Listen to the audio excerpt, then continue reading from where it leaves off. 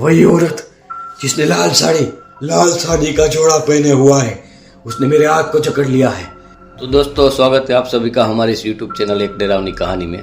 आज की कहानी हमें दीपक भाई ने भेजी है, तो मैं दीपक भाई की कहानी आपको उन्हीं के पॉइंट ऑफ व्यू से सुनाता हूँ। मेरा नाम दीपक है और मैं मुंबई का रहने वाला हूँ। मैं भूतों और चुड़ैलों पे यकीन नहीं करता था, लेकिन मेरे साथ कुछ ऐसी घटना घटी जिसके बाद मैं भूतों और चुड़ैलों पे यकीन करने लगा हूँ। और मैं जब भी यह कहानी बताता हूँ मेरी रूह कांप जाती है। आज भी मैं जब मैं यह कहानी आपको सुना रहा हूँ मेरे रोंगटे खड़े हुए हैं। मैं महाराष्ट्र का रहने वाला हूँ। ये कहानी आज से 4 साल पुरानी है। मेरे दोस्त सारे गोवा घूमने गए थे, लेकिन मैं मेरी नौकरी में छुट्टी नहीं मिलने की वजह से उन लोगों के साथ जा नहीं पाया था।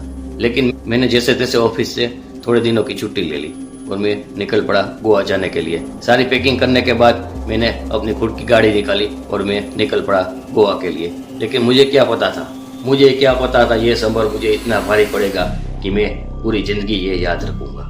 मुंबई से गोवा कुछ 500 किलोमीटर की दूरी पर है। मैंने अपना सारा सामान गाड़ी की पिछली सीट पे रखा और मैं दोपहर को 3 बजे निकल पड़ा। जैसे ही कुछ आधा घंटा हुआ मेरी गाड़ी का टायर पंचर हो गया। मैंने जैसे तैसे करके गाड़ी गैरेज पे पहुंचाई और पंचर बनवाया। इतने में शाम हो चुकी थी, शाम के 6 बज चुके थे। मैंने सोचा कि पूरी रात गाड़ी चलाऊंगा और सुबह तो मैं मेरे दोस्तों के पास पहुंच जाऊंगा। लेकिन मुझे क्या पता था मेरा सफर मुझको बहुत ज्यादा भारी पड़ेगा। मुझे नहीं पता था ये हाईवे एक दिन मेरी मौत का कारण भी बन सकता है। गाड़ी चलाते चलाते मैं एक घाट के पास पहुंचा और उस घाट का नाम था कशेड़ी घाट। मुझे नहीं पता था कि ये बहुत ही ज्यादा हॉरर घाट है। मैं गाड़ी फुल स्पीड से गाड़ी से आगे बढ़ रहा था। इतने में मैं क्या देखता हूँ, एक औरत खड़ी हुई है, वो लाल जोड़े में है। शायद मुझे लगता है उसने शादी का जोड़ा पहना था। हाथ आगे करके लिफ्ट मांग रही है। मैंने इग्नोर कर दिया कि कोई होगा रात को शादी से भाग के आया होगा। लेकिन मैं क्या देखता, वही औरत थोड़ा डिस्टेंस काटने के बाद मुझे आगे और भी खड़ी दिखी और उसी तरह से हाथ आगे फैला रही थी। लेकिन इस बार तो मैं इंसानियत के नाम पे मैंने गाड़ी खड़ी कर दी। लेकिन मुझे क्या पता था ये गाड़ी खड़ा करना मेरे को इतना बड़ा भारी पड़ सकता था। मैंने गाड़ी खड़ी की। गाड़ी खड़ी करते ही वो उसने आओ देखा ना था, मुझे कुछ पूछा भी नहीं। गाड़ी का गेट खोला और अंदर आके बैठ गई। गाड़ी का दरवाजा खोल के अंदर आके बैठ गई। मैंने बोला आपको कहाँ जाना है? उसने हाथ सीधा किया और सामने की तरफ इशारा किया। मैंने बोला सीधा। वो मुंह से कुछ नहीं बोल रही थी और उसने घूंघट पे ढका हुआ था। मैं ठीक से उसका चेहरा भी नहीं देख सकता था, लेकिन उसने शादी का जोड़ा पहना हुआ था। मुझे लगता था कि ये कहीं से भाग के आई है, लेकिन मैं अब क्या करता। शाम भी हो चुकी है, घना अंधेरा है और मैं इनको अकेला भी नहीं छोड़ सकता। मैंने गाड़ी स्टार्ट की। मैंने गाड़ी स्टार्ट करके जैसे ही गाड़ी आगे बढ़ रही थी मैंने उसको पूछा यहाँ पे छोड़ दूं? वो ना कह रही थी।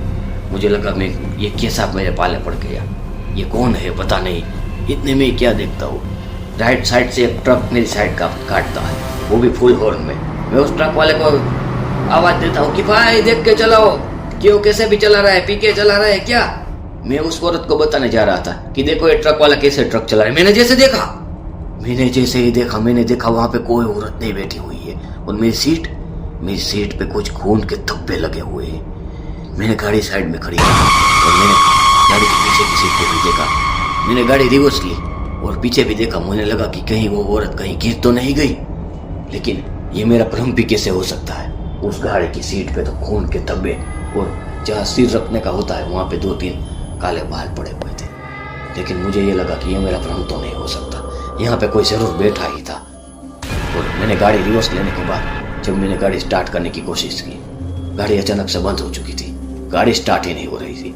मैंने गाड़ी का आगे का बोनेट खोला और देखा तो इंजन सब बराबर है, ऑयल भी कंप्लीट है। मैंने सोचा कि यहाँ कोई ऊपरी चक्कर लगता है। मैंने भगवान का नाम लिया, मैंने हनुमान जी को याद किया और गाड़ी का सेल्फ लगाया। गाड़ी चालू हो गई। मैंने भगवान का शुक्र माना और इस बात को भ्रम समझते हुए आगे बढ़ने लगा। लेकिन वो खून के धब्बे मुझे ऐसा लग रहा था कि मुझे उसकी ओर बुला रहे हैं। मैं कुछ भी नहीं करता, मैं फुल स्पीड से गाड़ी चलाने लगा और मैंने सोचा कि आगे एक बढ़िया होटल पे गाड़ी पार्क कर दूंगा और मैं अब यहाँ पर सो जाऊंगा। मैं रात को गाड़ी नहीं चलाऊंगा।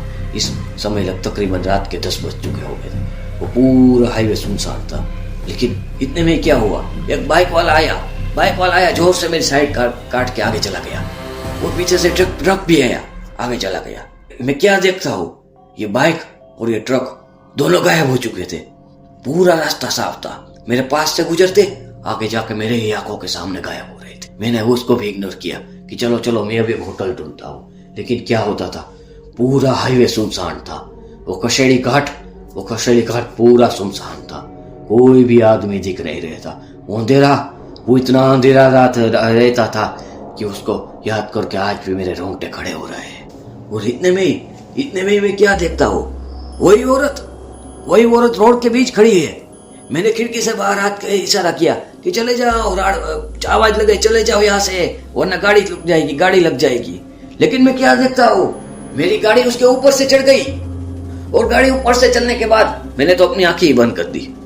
और एक पलक आंखें बंद करके खोलने के बाद मैंने देखा कि मेरे हाथ को किसी ने छुआ है। जैसे ही मैंने पलट के देखा, वही औरत जिसने लाल साड़ी का जोड़ा पहने हुआ है, उसने मेरे हाथ को पकड़ लिया। और अब मैं उसका मुंह साफ देख रहा हूँ कि उसका घूंघट के नीचे से मुझको उसका मुंह दिख रहा है। आधा मुंह जिसमें पूरे कीड़े लग चुके हैं और दूसरे आधे मुंह से खून टपक रहा है। मेरी सीट में जो खून लगा था वो उस दिन मेरा मुंह का खून था। और मुझे देखते ही वो बोली, आज तो तू बच के नहीं जा पाएगा, मैं हूँ तेरे खून की प्यासी। इतने में मैंने स्टीयरिंग से काबू खो दिया और एक पेड़ पे जाके मेरी गाड़ी टकराई और जोर से आवाज आई और मैं बेहोश हो चुका। बेहोश होने के बाद वहां पे सुबह हो चुकी और सारे लोग इकट्ठे हो चुके थे। एम्बुलेंस बुलवाई और मैं पहुंचा हॉस्पिटल को, मेरे को पहुंचा दिया हॉस्पिटल। 2-3 दिन के बाद मेरे को होश आया। और होश आने के बाद भी मेरे घर वाले मेरे साथ ही थे। बोला कि क्यों गाड़ी तेज चलाते हो। मैंने इन सबको ये बात बताई, लेकिन उसने कहा कि तेरे को दिमाग में असर हो चुका है, चल। डिस्चार्ज होने के बाद मैं अपने घर गया। लेकिन घर जाने के बाद मैं अकेले सोने से और भी डरता था। मैं रात को भी अपनी बत्ती चालू रख के सोता था। लेकिन एक दिन ऐसा हुआ बत्ती चली गई। हमारे पूरे गांव में बत्ती चली गई। बत्ती जाने के बाद रात में और मैं अकेला उस कमरे में, मुझे बहुत ही ज्यादा डर लग रहा था। बत्ती जाने की वजह से मैं बहुत ही ज्यादा डर गया था। मेरे कमरे में एक खिड़की थी, उस खिड़की से मुझे को दिखा कुछ लाल लगा हुआ है। मैंने सोचा ये कौन कपड़े सुखाता है बाहर। मैं डरता हूँ लाल चीज से। मुझे वो भी अभी भी वो डायल या चुड़ैल जो भी थी, मुझे अभी भी वो याद है। मैं जैसे ही खिड़की के पास गया, मैंने सोचा कि ये कपड़ा मैं हटा देता हूँ। जैसे ही मैंने कपड़ा हटाया, मैं क्या देखता हूँ, वो कपड़ा नहीं था, वो उस चुड़ैल का घूंघट था। और वो चुड़ैल बहुत ही जोर से हंस रही थी। उसकी हंसी मानो ऐसी थी कि मैं एकदम से ठंडा हो गया। मेरा शरीर पूरा ठंडा हो गया। और मैं इतना ठंडा हो चुका था, इतना डर गया था कि मेरे मुंह से एक लफ्ज भी नहीं निकल रहा था। और मैं सोचता हूँ कि ये मैंने क्या कर दिया। मैंने तो इस चुड़ैल का घूंघट उठा दिया। उसके बाद उस चुड़ैल ने अपने दोनों लंबे हाथ खिड़की से अंदर डाले और मेरे गले को पकड़ लिया। मेरे गले को पकड़ने के बाद मैं बहुत ही ज्यादा कोशिश कर रहा हूँ, मैं उसको छुड़ा नहीं पा रहा हूँ। मैं चीखने की कोशिश कर रहा हूँ लेकिन चीख नहीं पा रहा हूँ। इतने में भगवान का शुक्र है कि लाइट आ गई। और लाइट आने के बाद मैं चीखने लगा, मुझे छोड़ दो। लेकिन मेरे घर वाले आ चुके। बोला क्या हुआ, क्यों छोड़ने का कर रहा है। बोले ये देखो। मेरे खिड़की पे कोई नहीं है, क्योंकि लाइट आने की वजह से वो गायब हो चुकी थी। भगवान का शुक्र है कि लाइट आ गई। मेरे घर वालों को लगा कि सच में ये सच कह रहा है, इस पे कोई ऊपरी चक्कर है। लेकिन दूसरे दिन हम गांव के पंडित जी के पास गए। पंडित जी ने मुझे देखते ही बोला कि तेरे पे तो बहुत कोई ऊपरी साया है, चल यहाँ बैठ जा। मुझे बैठा के पंडित जी बहुत ही ज्यादा विद्वान थे। उन्होंने नमक का घेरा बनाया कि अब इस घेरे के बाहर कोई नहीं जा सकता और कोई इस घेरे के अंदर नहीं आ सकता। पंडित जी ने काला कपड़ा लिया और मेरे ऊपर घुमा के जला दिया। मैंने कसेड़ी घाट की घटना बताई। पंडित जी ने कहा कि तुम बेवकूफ हो, रात को उस घाट से निकले। उस घाट को आज मैं भी इतना विद्वान हूँ, लेकिन मैं भी किसी को ललकारता नहीं हूँ। एक काम करो, उनसे माफी मांगो। उनको कसेड़ी घाट दिन में जाना होगा और उनसे माफी मांगनी होगी उसी जगह कि मुझे माफ कर दीजिएगा अगर मैंने कुछ कहा होता, कृपया करके मुझे माफ कर दीजिए। मैं उसी समय गाड़ी से स्टार्ट करके कसेड़ी घाट गया। मेरे पापा भी मेरे साथ दूसरी गाड़ी में आ रहे थे, क्योंकि पंडित जी ने कहा था तुमको तुम्हारी गाड़ी अकेले लेके आना होगा। पंडित जी के पास आए। पंडित जी ने मेरे हाथ में लाल धागा बांधा और कहा कि तुम अब तुम्हारे कमरे में 11 दिनों तक नहीं सोओगे। अगले 11 दिन तुम अपने माँ बाप के साथ ही रहोगे। और ये लो, इसमें हनुमान चालीसा लिखी हुई है, तुम हनुमान चालीसा का पाठ करना। और पंडित जी ने मुझे एक ताबीज बांध दिया। बोला कि ये ताबीज जब भी तुम टूटे फिर से इसको बांध देना, जैसे जैसे वो तुम्हारे करीब आएगी टूट जाएगा। वो दिन है और आज का दिन है, मुझे वो एहसास कभी नहीं हुआ। और मैं रात को उस अपने कमरे में वो जो खिड़की थी वो भी मैंने बंद करवा दी थी।